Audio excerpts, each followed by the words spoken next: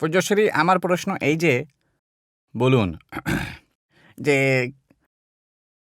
কি আত্মার জ্ঞানের রাস্তা তখনই দেখা যায় যখন নিজের পাপ পুণ্যের ঝুলি খালি হয়ে যায়? না না, এমন নয়। পাপ পুণ্য তো থাকবেই, ও ফল দেবার জন্য। আত্মজ্ঞান, পাপ পুণ্যের কর্ম যা চার্জ হতো কজেস পার্টে, ও বন্ধ হয়ে যায় আগে। আর আত্মা সাক্ষাৎকার হয়ে যায় তো পাপ পুণ্য নতুন কর্ম বাধা বন্ধ হয়ে যায়। কিন্তু কর্মের ফল তো সবাইকে ভুগতেই হয়। দাদাজিকে ভুগতে হয়েছে, মহাবীর ভগবানকে, কৃষ্ণ ভগবানকে। অর্থাৎ পাপ পুণ্যের নতুন বাধা বন্ধ হয়ে যাবে। হ্যাঁ হ্যাঁ। আর দ্বিতীয় প্রশ্ন এই ছিল যে গুরুজি, উপবাস আর জপ তপ এর কি মহত্ব আছে? উপাসনা শান্তির জন্য, আর কিছু ধর্মে প্রগতি হয়, আর জপে একাগ্রতার জন্য আগে। আর এই উভয়ের থেকে এগিয়ে যায় আত্মসাক্ষাৎকার, অনেক উপরের ব্যাপার আগে। অর্থাৎ জপ তপ থেকেও উপরে এই আত্মসাক্ষাৎকার, অনেক উঁচু, অন্তিম কথা। এটাই তো খেতে বীজ পুঁতো, একটা বীজ পুঁতলে তো 1000 গুণ মিলবে। এমন জপ তপের ফায়দা উপাসনারও ফায়দা হয়। হ্যাঁ, কারণ পরোক্ষ ভক্তি হয়। আত্মার যখন সাক্ষাৎকার হয়ে যায় না, পরে নতুন বীজ পোঁতা বন্ধ করে দেয়। ফল ভুগতে আসবেই না, মোক্ষ হবে আগে। আমার প্রশ্ন এই ছিল যে যখন আমরা কোনো পরীক্ষায় বসি, তো তার আগে এত ভয় লাগে কেন? এত নার্ভাসনেস কেন ফিল হয়? যখন কিনা আমরা শেষে ফার্স্ট ডিভিশনও পাই, সাফল্য অথবা গোল নিজের ক্র্যাকও করে নিই। এ এ কি যে আমাদের বুদ্ধি ঠিক ঠিক বলে অনুতীর্ণ হয়ে যাইতো, কম মার্কস আসে তো ওর বেশি এসে যাইতো, আমার কত ভালো দেখাবে, কত খারাপ দেখাবে। এই বুদ্ধির প্রশ্ন অনেক হাজির হয়ে যায়, তার সমাধান আসে না। তার জন্য ধীরে ধীরে ভয় উৎপন্ন হয়ে যায়। তো আমাদের কি করতে হবে? বেস্ট উপায়, এই যে যে সব ছেলেমেয়েরা এখানে পড়ছে, তাদের এই উপায় বলি। 10 মিনিট দাদা ভগবানের অসীম জয় জয়কার করো। হে দাদা ভগবান, আমাকে একাগ্রতাতে পড়ার শক্তি দিন, আমার স্থিরতা থাকে পড়াতে এমন শক্তি দিন, ভালো মতো পড়াশোনা করি, ভালো মতো পরীক্ষাতে লিখি। আর লাস্টে পরীক্ষা এসে গেলে, দাদা ভগবান আপনাকে সঁপে দিলাম, আপনি সামলান, আমাকে ভালো মতো শক্তি দিন, আমি পুরো করি, আপনি সামলান পরিণামকে। তো দাদা ভগবানকে সঁপে দিই, তো আমাদের মনে স্থিরতা মিলে যাবে, বুদ্ধিতে স্থিরতা আসবে, ও উদ্বিগ্ন হওয়া বন্ধ হবে, ভয় বলা বন্ধ হয়ে যাবে। হ্যাঁ, এই উপায় করবে। হ্যাঁ, জয় ধন্যবাদ। সচ্চিদানন্দ। জয় সচিদানন্দ পূজ্যশ্রী। আমার প্রথম প্রশ্ন হলো যে পরিবারের মধ্যে মতভেদ কেন হয়? কেন আমরা মতকে ধরি, সেই জন্য মতভেদ হয়ে যায়। আমার কথা ঠিক, ও বলবে না আমার কথা ঠিক। ভাই বলবে আমি টিভি দেখব, আপনি বলবেন না আমি দেখব, তো ফের মতভেদ হয়ে যাবে। অর্থাৎ মতভেদ, অর্থাৎ আমাদের কোনো কিছু ধরে, মত ধরে, অহংকারে, বুদ্ধিতে ও যত ছাড়বে, তত মতভেদ কম হয়ে যাবে। সে বলবে তোমার ভুল, আমি ঠিক, তো হ্যাঁ ভাই, আমাকে আমার ভুল দেখতে দাও, আপনি ঠিক, ঠিক আছে। ওই ফের যেমন মতভেদ যেমন ছেড়ে যাবে। আমি কিনা আমার কাজ না হলে আমি খুব খিটখিটে কেমন যেন হয়ে যাই। হ্যাঁ, কাজ না হয় তো খিটখিট করলে কাজ হয়ে যাবে কি? তার বদলে উপায় করো, যে কোথায় ভুল হয়ে গিয়েছে, কি সংযোগ মিলছে না, কিভাবে সমাধান বের করব, সমাধান বের করার চিন্তা করো। বিগড়ে যায় তো ফের আবার প্রয়ত্ন করো, ভালো সমাধান এসে যাবে, অর্থাৎ ভালো সেটিং হয়ে যায়, তো পরিণাম এসে যাবে। খিটখিট করলে তো বেশি লোকসান হবে আমাদের, আর সামনের জনেরও দুঃখ হয়ে যাবে। হ্যাঁ, অনিল থ্যাংক ইউ। সচান, বলো। এই ক্রমিক মার্গে আমরা পূজা পাঠ করি, আরতি করি, ভজন করি, হ্যাঁ। আর অক্রম মার্গেও তো আমরা মোটামুটি সেসবই করি অনেকবার। হ্যাঁ, তো এতে আধ্যাত্মিক দৃষ্টি দেখান। হ্যাঁ, এতে কি আছে যে ও যা ক্রমিক মার্গে করে, চেনেনি কৃষ্ণ ভগবানকে বা বা মহাবীর ভগবানকে, পরোক্ষ ভক্তি করে মূর্তির। আর এখানে শ্রীমন্ধর স্বামী আছেন বা দাদা আছেন, তো প্রত্যক্ষ ভক্তি হয়, কারণ হাজির ভগবান আছেন, আর আমরা ওনাদের তত্ত্বস্বরূপকে স্মরণ করে ভক্তি করি। আর দ্বিতীয় কথা যে আক্রম মার্গে আমরা অনিলকেই দিয়ে করাই, শুদ্ধাত্মা হয়ে করতে হয় না, অনিলকে দিয়ে করাতে হবে। তো এসব থেকে বড় ভেদজ্ঞানের জাগৃতি অক্রমে আছে। আর এখানে যে চরণবিধি আছে, প্রতিক্রমণ আছে, ওসব চরণবিধি তো আত্মারই আরাধনা। আর এই প্রতিক্রমণ তো দোষকে ধোয়া, অর্থাৎ ক্রিয়া নয়। আমরা দোষকে ধুই, পৃথকতার জাগৃতি বাড়াই, আরতিতে এই সব বিধি বলা হয়েছে, সব আত্মজাগৃতির পুরুষার্থের সাধন। আর আত্মা প্রাপ্ত হওয়ার পর বীজ থেকে পূর্ণিমা পর্যন্ত যাবার রাস্তায় এই সব আজ্ঞা পালন করি আমরা। আর সেটাও এই যে অনেক ভাগ পাঠ আছে, সেসব অনিলকে দিয়ে করাতে হবে। কিছু পাঠ আমরা আত্মার আরাধনার পাঠ, প্রজ্ঞা থেকে আত্মার জন্য হয়। অর্থাৎ এখানে এই সব জিনিস নিজের আত্মার পুরুষার্থের কথা আর প্রত্যক্ষ ভক্তি হয়। এই আজ্ঞা পালন করা, বিধি সাময়িক করা, সব প্রত্যক্ষ ভক্তি যেমন হয়, প্রত্যক্ষ ভক্তির ফল মোক্ষ মিলবে। বুঝতে পারছেন আপনি? জয় সচ্চিদানন্দ। জয় সচ্চিদানন্দ। আপনার চরণে আমার কোটি কোটি প্রণাম। হ্যাঁ, আমি দাদাজি 1 বছর ধরে টিভিতে পরোক্ষ ভক্তি আপনার করছি আর কি। হ্যাঁ, যে প্রোগ্রাম থাকে, আজ অনেক সৌভাগ্যের বিষয় আপনার দর্শন হয়েছে। হ্যাঁ, তো এতে আমারও কি পূর্বকর্মের কিছু হিসাব কিতাব আছে? হ্যাঁ, নিশ্চয়ই আছে। আমাদের মুক্তির ইচ্ছা ছিল, হ্যাঁ, আগে। আমাদের পুণ্যের যোগ বেড়ে গেছে, তো এই লিঙ্ক পেয়ে গেছি আমরা। এখন মোক্ষের রাস্তা পেয়ে যাব জ্ঞানবিধির পরে। হ্যাঁ, আগে। অর্থাৎ অনেক কোটি জন্মের পুণ্য হয়, তবেই এই জ্ঞানীর কথা শুনতে পাওয়া যায়। হ্যাঁ, আগে। আর কোটি গুণ কোটি জন্মের পুণ্য হয় তো আত্মজ্ঞান প্রাপ্ত হয়ে যায়। হ্যাঁ জি। অর্থাৎ কোটি জন্মের পুণ্য ফল এসেছে। হ্যাঁ, এমন আমার প্রশ্ন যে, যেমন আমাদের কেউ কথা শোনে না, যদি কোনো কাজ কাউকে বলি না, হয়তো তার জন্য মনে ক্রোধ হয়ে যায়, কিন্তু কিছু সময় পরে ফের আমার এমন মনে হয় যে আমারই ভুল। হ্যাঁ, তো এতে মতলব এই কিভাবে আমাদের ক্রোধ থামবে, যাতে মতলব ওই না, এখন তোমার এতটুকু উপলব্ধি হয়েছে যে এক স্টেপে এগিয়ে যাও। হ্যাঁ জি। ক্রোধ থেকে কারো দুঃখ হয়েছে তো ক্ষমা চাইবে। ঠিক আছে সাহেব, ক্ষমা চাইব। হ্যাঁ, মনে মনেই যে হে ভগবান, হে দাদা ভগবান, ক্রোধ দ্বারা এইভাবে দুঃখ দিয়েছি, তার জন্য অন্তর থেকে ক্ষমা চাইছি। হ্যাঁ, এতেই পুরো হয় না, তারপরে বলতে হবে এমন ভুল না করার শক্তি দিন। শক্তি দিন। তো ধীরে ধীরে ক্রোধ কম হয়ে শেষ হবে। আচ্ছা, ঠিক আছে। জয় সচ্চিদানন্দ। জয় সচ্চিদানন্দ। জয় সচিদানন্দ। হুম দীপক ভাই, আমি ফুলকুমারী জানতে চাই যে মোক্ষে যখন আমরা চলে যাব, তো সেটা আমরা কিভাবে জানবো? কিভাবে জানবো যে জ্ঞান নিয়েছিলাম আর আজ আমার মোক্ষ পুরো হয়ে গেছে, আমি মোক্ষে এসে গেছি? বাস এই কথাটাই জানার ছিল। এই মোক্ষের যে নির্বাণ হওয়ার মোক্ষ, হ্যাঁ, ও তো সমস্ত দেবদেবী তা উদযাপন করেন, খুব উৎসব পালন করেন। ও তো নিজে নিজেই হোপ জানতে পেরে যাবেন। এখন প্রথম থেকে মুক্তির অনুভব হ্যাঁ, এই দেহটি, এই পরিবারের থেকে হওয়া উচিত। আগে ও আগে সেটা আধি জানতে পারি। ব্যাধি উপাধিতেও ভেতরে সমাধি থাকে, তো বুঝে নেবে আমাদের মোক্ষের রাস্তা শুরু হয়ে হ্যাঁ, গেছে। হ্যাঁ, এটা তো শুরু হয়ে গেছে। হ্যাঁ, তো এখন এই অন্তিম ফল পরে আসবে। হ্যাঁ, ও তো দেবদেবীরা সব, এ তো প্রথমে, তার আগে কেবল জ্ঞান হবে, হ্যাঁ, পরে নির্বাণ হবে। হ্যাঁ, জয় সচিদানন্দ। মহেশ, আর শরীরের মৃত্যু নিশ্চিত, হ্যাঁ, আর আত্মার অমর। আত্মা শুদ্ধাত্মাই পরমাত্মা বলা হয়। হ্যাঁ, তো ফের আত্মা জীবিত কখন হয়? না, সে অমর হয়। জীবন কিভাবে মেলে? জীবন কি আসলে কি যে আত্মা এক দেহ আছে, আর দেহকে আমি মানার অহংকার আছে, আর অহংকার কজেস করে, সেই জন্য দ্বিতীয় দেহে সেই কজেস বডি তৈরি হয়। তো এই এফেক্টিভ বডিগুলো মাইন্ড স্পেস বডি, সেই ইফেক্ট পুরো হতে পুরো হয়ে গেলে তাকেই মৃত্যু বলা হয়। আর অহংকার যে কজেস করেছে, সেই জন্য দ্বিতীয় ভব তাকে মেলে। আত্মা তো অজন্ম হয়, আত্মা অজন্মই হয়, অজন্মা হয় আত্মা। আর আত্মার অজ্ঞানতা আছে, সেখানে অহংকার হাজির হয়ে গেছে। যে না, আপনি মহেশ বলেন, আমি মহেশ, আপনি সত্যিকারের মহেশ কি আপনার নাম মহেশ? নাম মহেশ।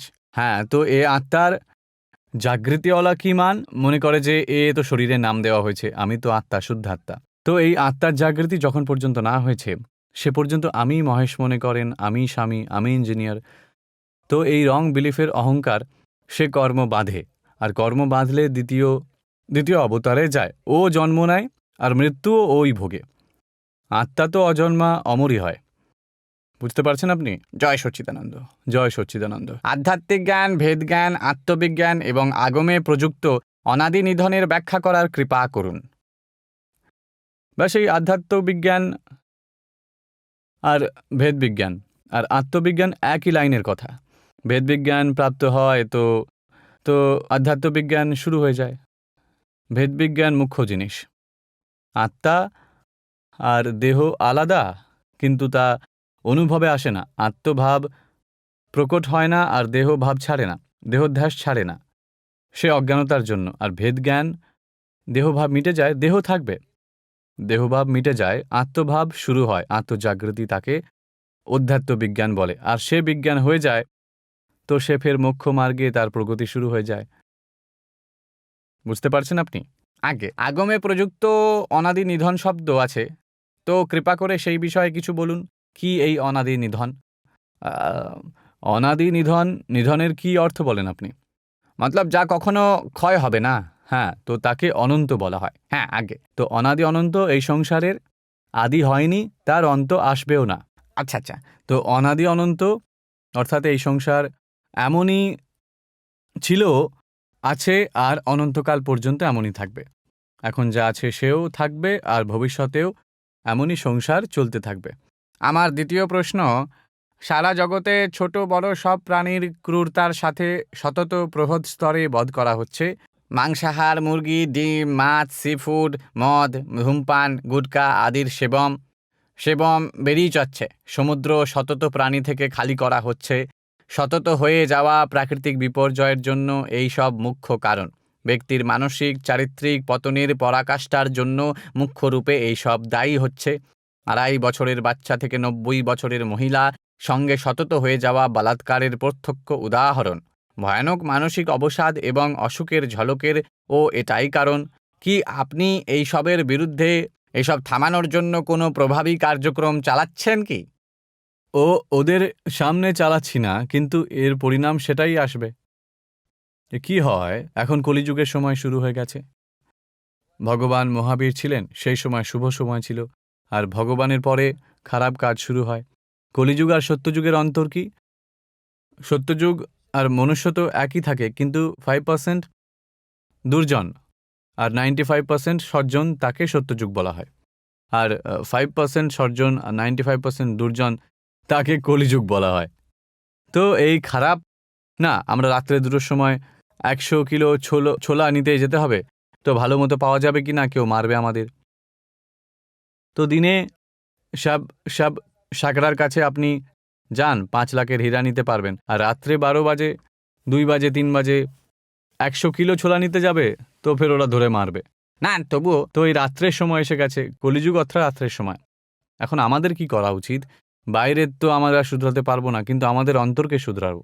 অন্তরে অন্যকে দুঃখ দেওয়া ভাব বন্ধ করো, হিংসা করার ভাব বন্ধ করো, ব্যভিচার, অনাচার, ভ্রষ্টাচারের ভাব বন্ধ করো। আমাদের অন্তরে আমরা সত্যযুগ আনতে পারি, আর আমরা নিজেকে শুধরাতে হবে।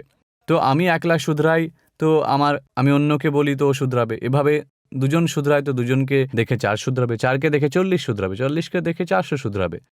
সেই উপায় আমাদের। না, ইন্ডিভিজুয়ালে বাকি সারা জগৎ কলিযুগের সময় আর সবাই অধোগতিতে বেশি। 90, দাদাজি কি বলেছেন, 85% মনুষ্য থেকে জানোয়ার গতিতে চলে যাবে, এমন সময় এসে গেছে। 85%। 1 মিনিট, আপনার কথা সত্যি, কিন্তু আমি এটা চাই যে কি আপনি এমন লোক যারা পতিত, তাদের জন্য কোনো বিশেষ কার্যক্রম আছে কি প্রভাবী আপনার তরফ এখন থেকে? দেখো না, এখানে এই যে 3-4 হাজার লোক এসেছে, তো এদের সবার অন্তরে কি হবে? কাউকে দুঃখ দেব না।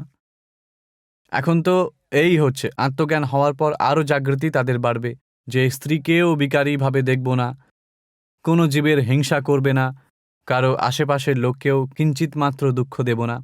বাস এইটুকুই হয়ে গেছে না? 2টো ভাগকে শুধরাতে হবে। কাউকে দুঃখ দেব না, কারো প্রতি বিষয় বিকারী দৃষ্টিভাব খারাপ করব না। হ্যাঁ, আমাদের স্বামী স্ত্রী হয়, সেই রিলেশন নর্মালিটি রাখবে, একে অন্যকে দুঃখ দেব না। তো এত লোক বুঝে যায়, তো অনেক বড় প্রগতি হবে। আর এমন এক নয়, আজ লাখ পরিবার এমন আছে, পরিবার এক ফ্যামিলি এমন হয়ে গেছে, কাউকে দুঃখ দেওয়ার বন্ধ করে দিয়েছে, বাইরে নজর খারাপ করা, দৃষ্টি খারাপ করা বন্ধ করে দিয়েছে। আর ভিতরে কারোর জন্য কোনো দুঃখ দেওয়া হয়েছে বা দৃষ্টি খারাপ হয়ে গেছে, এমন ভাব হয়ে গেছে, তো প্রতিক্রমণ প্রত্যাখ্যান করে। আর এমন লাখ লাখ মানুষ আজ হয়ে গেছে, লাখ লাখ ঘর, ফ্যামিলি। তো এই খারাপ বন্ধ করো, তার জন্য শাস্তি করলে ও তো এই সমাজে যা চলছে কারেক্ট।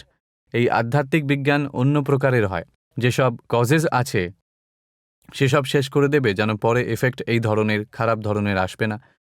হিংসা, ব্যভিচার, ভ্রষ্টাচার, লোভ লালসার দোষ, এই বিকারী দোষ, আর লক্ষ্মীর জন্য বা মান তানের সবের জন্য সব রকমের দোষ শেষ করে দেবে ওরা। পরে তার পরিণাম এই আসবে, এই কজের শেষ হবে, তার দুঃখের ব্যবহার বন্ধ হতে থাকবে মানুষের। ওকে, ধন্যবাদ।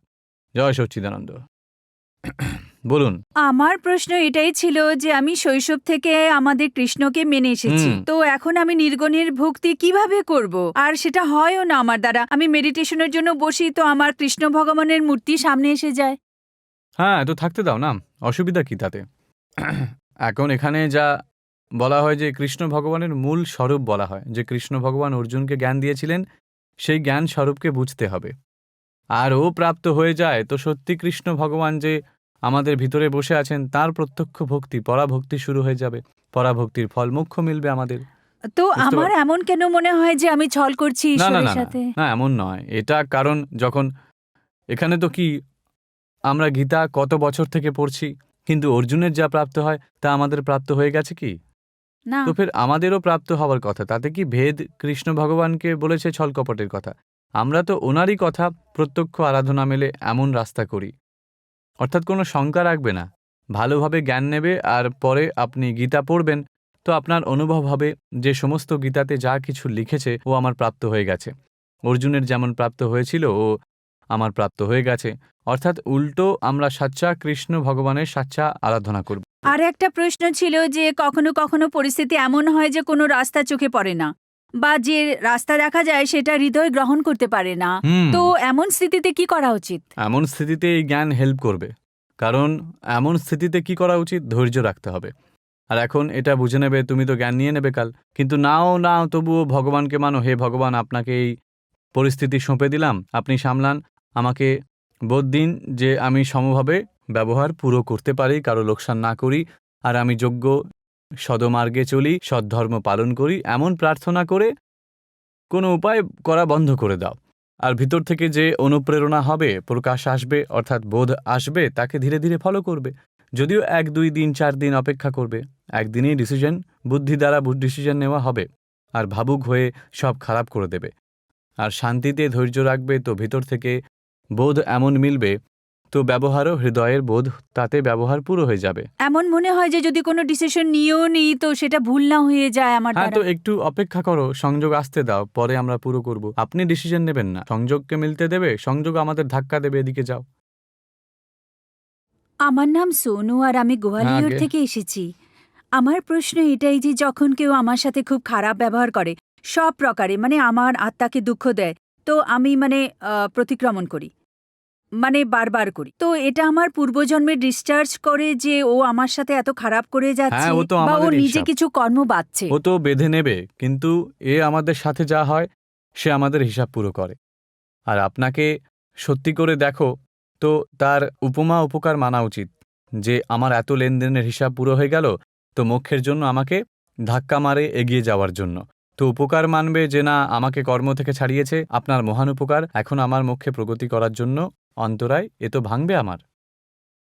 আমার দ্বিতীয় প্রশ্ন এটা এই যে যখনও কিছু, যেমন কোনো শিশুর জন্ম হয়, ও জন্ম হতেই ওর খারাপ কর্মের ফল মেলা শুরু হয়ে যায়। যেমন জন্ম হতেই অপাহিজ হয়ে গেছে, বা জন্ম হতেই ওর সাথে কোনো দুর্ঘটনা হয়ে যায়, তো সেটা ওর পূর্বজন্মের হ্যাঁ, নাকি? পাক্কা কথা, মানে 100% পূর্বজন্মেরই ফল হয়, এটা কারো দোষ নয়। হ্যাঁ, চেষ্টা করতে থাকবে। আমরা জানি না যে কর্ম থাকবে কি আস্তে আস্তে রিপেয়ার হয়ে ঠিক হতে থাকবে। পূর্বজন্মের কিছু খারাপ থেকে হ্যাঁ, যায় আর ও পসিবল, এই জন্মে, সম্ভব। মানে জীবনভর পর্যন্ত ওর দুঃখ থাকে সেই বাচ্চার হ্যাঁ, মৃত্যুর সম্ভব সময় সম্ভব পর্যন্ত। হতে পারে। ও কত আঠালো কর্ম বেঁধেছে, গাঢ় কর্ম, তো ফল মানে আসবেই আসবে। এত খারাপ কাজ করেছে যে এই জন্মেও শেষ পর্যন্ত ওকে ভুগতেই এদের হবে। কলিযুগ কিনা, মন বিগড়াতেই থাকে, ভালো হওয়ার চান্সই নেই। এমন স্থিতিওয়ালা এসে গেছে। তার থেকে এই জ্ঞান পাওয়ার পর আবার দৃষ্টি বদল হয়, আর খারাপ থেকে ভালোতে পুরুষার্থ করে বেরিয়ে যায়। ভালো খারাপ থেকে সত্যি করে তো এগিয়ে যায়, কিন্তু অন্যের সাথে খারাপ বন্ধ হয়ে যায় লোকের, অর্থাৎ পরের ভাবে ভালো ফল আসবে। এ তো দেখো না, একটা অপমান করে তো কত লোকেরা খারাপ চিন্তা করে, সামনের জনকে মেরে ফেলার পর্যন্ত চিন্তা করে, মরে যাওয়ার পর্যন্ত চিন্তা করে, ডিপ্রেশন এসে যায়, তো এত খারাপ কর্মের ফল এসে যায় পরে। অর্থাৎ এরপর জন্য এখন যে স্থিতি এসে গেছে, আমরা ধীরে ধীরে পজিটিভভাবে সেটাকে সমাধান করব। লোকেশ জয় তিওয়ারি। সচ্চিদানন্দ। জয় সচ্চিদানন্দ গুরুজি। হ্যাঁ, বলুন। আমার প্রশ্ন এই, শরীর ছাড়ার পর অর্থাৎ মৃত্যুর পর খারাপ কর্ম করার লোকেরা নরকের যাতনা মেলে, যখন কিনা কর্ম তো শরীর দ্বারা করা হয় আর আত্মা তো শুধুমাত্র দ্রষ্টা। যখন আত্মাকে কাটা যায় না, আগুনে তাকে জ্বালানো যায় না, জল তাকে ভেজাতে পারে না, তো এই যন্ত্রণাকে কে ভোগ করে? সত্যিটা অহংকার কি? অহংকার ভোগে। আত্মা শরীর দ্বারা কর্ম বাঁধে না, অহংকার শরীর দ্বারা কর্ম বাঁধে। আত্মা তো ভিতরে অলিপ্তই থাকে, নির্লেপ থাকে, অসঙ্গ থাকে। এই অহংকার কর্মকর্তা ভাবে কর্ম বাঁধে, আর সেই অহংকার পরের ভবে ভোক্তা ভাবে ভুগতে থাকে। আত্মা বাঁধেও না আর ভোগেও না, অহংকার সব কর্মের কর্তা।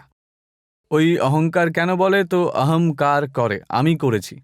খারাপ হয়ে গেলে আরে আমি করেছি, ধরা পড়ে যাবে, আরে মরতে দাও, কি করে নেবে, দেখে নেব। ও নিজেই অহংকার, খারাপ কর্ম বেঁধে নেয়, ভালো কর্ম, ভালোর ফলে ওকে সুখ শান্তি মেলে, খারাপের দুঃখ মেলে।